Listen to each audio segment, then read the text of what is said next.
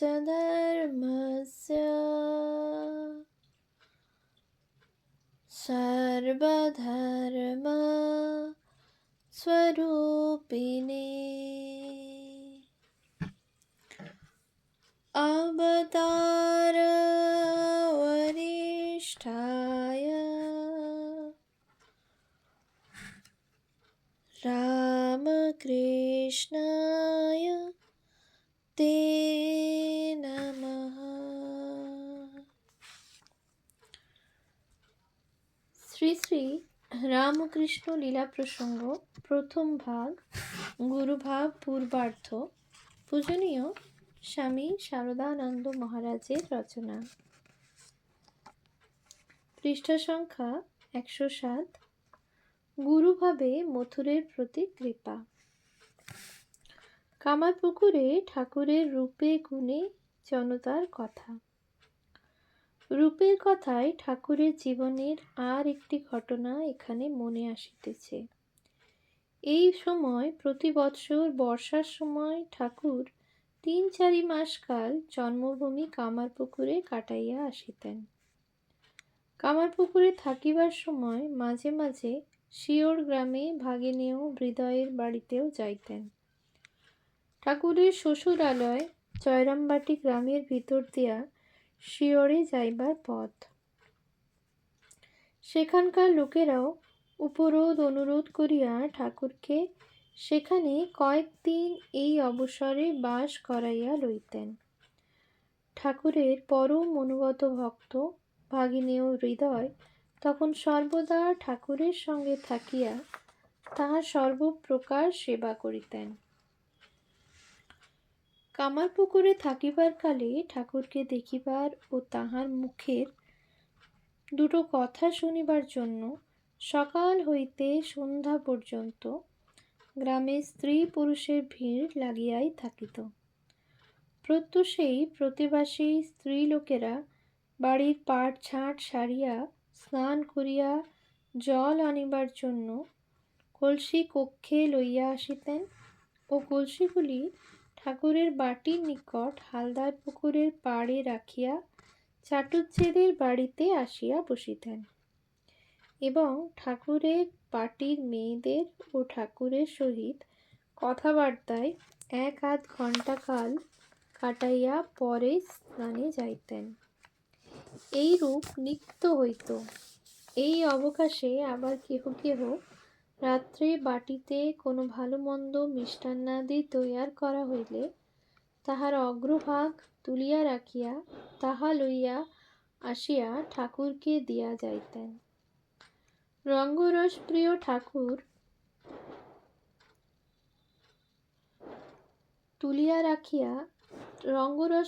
ঠাকুর ইহারা রাত্রি প্রভাত হইতে না হইতে আসিয়া উপস্থিত হন দেখিয়া কখনো কখনো রঙ্গ করিয়া বলিতেন, শ্রী বৃন্দাবনে নানাভাবে নানা সময়ে শ্রীকৃষ্ণের সহিত গোপীদের মিলন হতো। পুলিনে জল আনতে গিয়ে কোষ্ঠ মিলন, সন্ধ্যাবেলা ঠাকুর যখন গরু চড়িয়ে ফিরতেন তখন গোধূলি মিলন, তারপর রাত্রে রাসে মিলন। এই রকম সব আছে। তা হ্যাঁ গা, এটা কি তোদের স্নানের সময় মিলন নাকি? তাহারা ঠাকুরের কথা শুনিয়া হাসিয়া গড়াগড়ি দিতেন। মেয়েরা দিবসে রন্ধনাদি করিতে চলিয়া যাইবার পর পাড়ার পুরুষেরা ঠাকুরের নিকট আসিয়া যাহার যতক্ষণ ইচ্ছা বসিয়া কথাবার্তা কহিত। অপরাহ্নে আবার স্ত্রীলোকেরা আসিত এবং সন্ধ্যার পর রাত্রে আবার পুরুষদের কেহ কেহ আসিয়া উপস্থিত হইত। আর দূর দূরান্তর হইতে যে সকল স্ত্রী পুরুষেরা আসিত তাহারা প্রায় অপরাহ্নেই আসিয়া সন্ধ্যার পূর্বেই চলিয়া যাইত। এই রূপে সমস্ত দিন রথ দোলের ভিড় লাগিয়া থাকিত। ঠাকুরের রূপ লইয়া ঘটনা ও তাহার দিন ভাব। একবার কামারপুকুর হইতে ঐরূপে জয়রামবাটি ও শিওর যাইবার বন্দোবস্ত হইয়াছে। অনুক্ষণ ভাব সমাধিতে থাকায় ঠাকুরের অঙ্গ বালক বা স্ত্রীলোকের ন্যায় সুকোমল হইয়া গিয়াছিল। অল্প দূর হইলেও পালকি গাড়ি ভিন্ন যাইতে পারিতেন না। সেজন্য জয়রামবাটি হইয়া শিওর যাইবার জন্য পালকি আনা হইয়াছে। হৃদয় সঙ্গে যাইবার জন্য প্রস্তুত। ঠাকুর আহারান্তে পান খাইতে খাইতে লাল চেলি পরিয়া হস্তে সুবর্ণ ইষ্টকবচ ধারণ করিয়া পালকিতে উঠিয়া আসিলেন। দেখেন রাস্তায় পালকির নিকটে ভিড় লাগিয়া গিয়াছে। চারিদিকে স্ত্রী পুরুষ দাঁড়াইয়া আছে। দেখিয়া আশ্চর্য হইয়া হৃদয়কে জিজ্ঞাসা করিলেন, হৃদু, এত ভিড় কিসের রে? হৃদয়, কিসের আর? এই তুমি আজ ওখানে যাবে লোকদিগকে দেখাইয়া, এখন এরা আর তোমাকে কিছুদিন দেখতে পাবে না, তাই সব তোমায় দেখতে এসেছে। ঠাকুর, আমাকে তো রোজ দেখে, আজ আবার কি নূতন দেখবে? হৃদয়, এই চেলি পরে সাজলে গুজলে পান খেয়ে তোমার ঠোঁট দুখানি লাল টুকটুকে হলে খুব সুন্দর দেখায়, তাই সব দেখবে আর কি। তার সুন্দর রূপে ইহারা আকৃষ্ট শুনিয়াই ঠাকুরের মন এক অপূর্ব ভাবে পূর্ণ হইল। ভাবিলেন, হায় হায়, এরা সব এই 2 দিনের বাহিরের রূপটা লইয়াই ব্যস্ত, ভিতরে যিনি রহিয়াছেন তাহাকে কেহ দেখিতে চায় না। রূপে বিতৃষ্ণা তো তাহার পূর্ব হইতেই ছিল, এই ঘটনায় তাহা আরও সহস্রগুণে বর্ধিত হইল। বলিলেন, কি, একটা মানুষকে মানুষ দেখবার জন্য এত ভিড় করবে? যা, আমি কোথাও যাব না, যেখানে যাব সেইখানেই তো লোকে এই রকম ভিড় করবে। বলিয়াই ঠাকুর বাটির ভিতর নিজ কক্ষে যাইয়া কাপড় চোপড় সব খুলিয়া ক্ষোভে দুঃখে চুপ করিয়া বসিয়া রহিলেন। দিন ভাবে পূর্ণ ঠাকুর সেদিন বাস্তবিকই জয়রামবাটি ও শিয়রে যাইলেন না। হৃদয় ও বাটির সকলে কত মতে বুঝাইল, সকলে ভাসিয়া গেল। আপনার শরীরটার উপর এই অলৌকিক পুরুষের যে কি তুচ্ছ হেয় বুদ্ধি ছিল, তাহা একবার হে পাঠক ভাবিয়া দেখো। আর ভাবো আমাদের কথা, কি রূপ রূপ করিয়া পাগল, কি মাজা ঘষা, আরশি, চিরুনি, খুর, ভাঁড়, বেসন, সাবান, এসেন্স, পোমেডের ছড়াছড়ি, আর পাশ্চাত্যের অনুকরণে হাড় মাসের খাঁচাটার উপর নিত্য ভ্রমের বাড়াবাড়ি করিয়া একেবারে উৎসন্ন যাইবার হুড়াহুড়ি। পরিষ্কার পরিচ্ছন্ন থাকিয়া শুদ্ধ পবিত্র ভাবে পূর্ণ থাকা আর এটা 2 কি এক কথা হে বাপু? যাক, আমরা জানবাজারের পূর্ব কথাই বলি। ঠাকুরের সমাধি ভাঙাইতে জগদম্বা দাসীর কৌশল। জগদম্বার আরাত্রিক আরম্ভ হয় হয়, ঠাকুরের কিন্তু সে ভাব আর ভাঙে না। মথুরবাবুর পত্নী শ্রীমতী জগদম্বা দাসী ঠাকুরকে কোনো রূপে প্রকৃতিস্থ করিয়া বাটির স্ত্রীলোকদিগের সহিত আরতি দেখিতে যাইবেন মনে করিয়াছিলেন, কিন্তু ঠাকুরের ঐরূপ ভাবাবেশের বিরাম নাই দেখিয়া এবং তাহাকে একাকী ফেলিয়া যাওয়াটাও যুক্তিসঙ্গত নয় ভাবিয়া কিংকর্তব্য বিমূঢ়া হইলেন।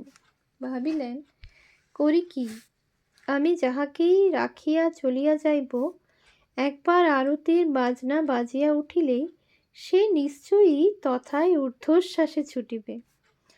আর বাবাও তো ভাবে বিহ্বল হইলে নিজেকে নিজে সামলাইতে পারেন না। একবার তো ঐরূপে বাহ্যজ্ঞান শূন্য অবস্থায় গুলের আগুনের উপর পড়িয়া যাইয়াও হুঁশ হয় নাই। পরে সে ঘা কত দিনে কত চিকিৎসায় সারিয়াছে। একাকী রাখিয়া যাইলে এ আনন্দের দিনে পাছে ঐরূপ একটা বিভ্রাট হয়, তখন উপায় কর্তাই বা কি বলিবেন? এইরূপ নানা চিন্তা করিতে করিতে হঠাৎ তাহার মনে একটা উপায় আসিয়া জুটিল। তাড়াতাড়ি নিজের বহুমূল্য গহনা সকল বাহির করিয়া বাবাকে পরাইতে পরাইতে তাহার কানের গোড়ায় বারবার বলিতে লাগিলেন, বাবা চলো, মার যে আরতি হইবে, মাকে চামর করিবে না? ঠাকুরের সমাধি হইতে সাধারণ অবস্থায় নামিবার প্রকার শাস্ত্রসম্মত। ভাবাবেশে ঠাকুর যতই কেন বাহ্য জ্ঞান শূন্য হউন না, যে মূর্তি ও ভাবে তাহার মন সমাধিস্থ হইয়াছে, তাহা ছাড়া অপর সকল বস্তু, ব্যক্তি ও ভাব সম্বন্ধ হইতে তাহার মন যতই কেন দূরে যাইয়া পড়ুক না, এটা কিন্তু সকল সময়েই দেখা গিয়াছে যে ওই মূর্তির নাম বা ওই মূর্তির ভাবের অনুকূল কথা কয়েকবার ঠাকুরের কানের কাছে বলিলেই তখনই তাহার মন উহাতে আকৃষ্ট হইত এবং উহা ধরিতে বুঝিতে সক্ষম হইত। একাগ্র চিত্তের নিয়ম ও আচরণ যে ঐরূপ হইয়া থাকে, তাহা মহামুনি পতঞ্জলি প্রভৃতির যোগশাস্ত্রে সবিস্তার না হোক সাধারণভাবে লিপিবদ্ধ আছে। অতএব শাস্ত্রজ্ঞ পাঠকের ঠাকুরের মনের ঐরূপ আচরণের কথা বুঝিতে বিলম্ব হইবে না। আর বহু পুণ্যফলে যাহারা কিছু মাত্র চিত্তের একাগ্রতা জীবনে লাভ বা অনুভব করিয়াছেন, তাহারা আরও সহজে এ কথা বুঝিতে পারিবেন। অতএব আমরা প্রকৃত ঘটনারই অনুসরণ করি। সখীভাবে ঠাকুরের দুর্গা দেবীকে চামর করা। মথুরবাবুর পত্নীর কথা ঠাকুরের কর্ণে প্রবেশ করিল। অমনি তিনি অনেকটা প্রকৃতিস্থ হইয়া অর্ধবাচ্যদশায় আনন্দে উৎফুল্ল হইয়া তাহার সঙ্গে চলিলেন।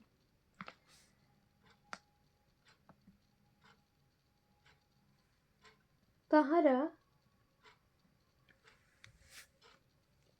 ঠাকুর দালানে পৌঁছিবা মাত্র আরতি আরম্ভ হইল।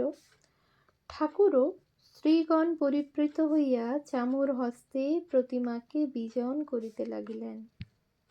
দালানের একদিকে স্ত্রীলোকেরা এবং অপরদিকে মথুরবাবু প্রমুখ পুরুষেরা দাঁড়াইয়া শ্রী শ্রী জগদম্বার আরতি দেখিতে লাগিলেন। সহসা মথুরবাবুর নয়ন স্ত্রীলোকদিগের দিকে পড়িবা মাত্র দেখিলেন তাহার পত্নীর পার্শ্বে বিচিত্র বস্ত্রভূষণে অদৃষ্টপূর্ব সৌন্দর্য বিস্তার করিতে করিতে কে দাঁড়াইয়া চামর করিতেছেন। বারবার দেখিয়াও যখন বুঝিতে পারিলেন না তিনি কে, তখন ভাবিলেন হয়তো তাহার পত্নীর পরিচিতা কোনো সঙ্গতিসম্পন্ন লোকের গৃহিণী নিমন্ত্রিতা হইয়া আসিয়াছেন। আরতি সাঙ্গ হইল। অন্তঃপুরবাসিনীরা শ্রী শ্রী জগদম্বাকে প্রণাম করিয়া তাহাদের নির্দিষ্ট স্থানে চলিয়া গেলেন ও নিজ নিজ কার্যে ব্যাপৃতা হইলেন। ঠাকুরও ঐরূপ অর্ধবাহ্য অবস্থায় মথুরবাবুর পত্নীর সহিত ভিতরে যাইলেন এবং ক্রমে সম্পূর্ণ সাধারণভাবে প্রকৃতিস্থ হইয়া অলঙ্কার আদি খুলিয়া রাখিয়া বাহিরে পুরুষদিগের নিকট আসিয়া বসিলেন ও নানা ধর্মপ্রসঙ্গ তুলিয়া দৃষ্টান্ত দ্বারা সকলকে সরলভাবে বুঝাইয়া চিত্তহরণ করিতে লাগিলেন। ওম শান্তি শান্তি শান্তি। হরি ওম তৎসৎ। শ্রীরামকৃষ্ণার্পণমস্তু।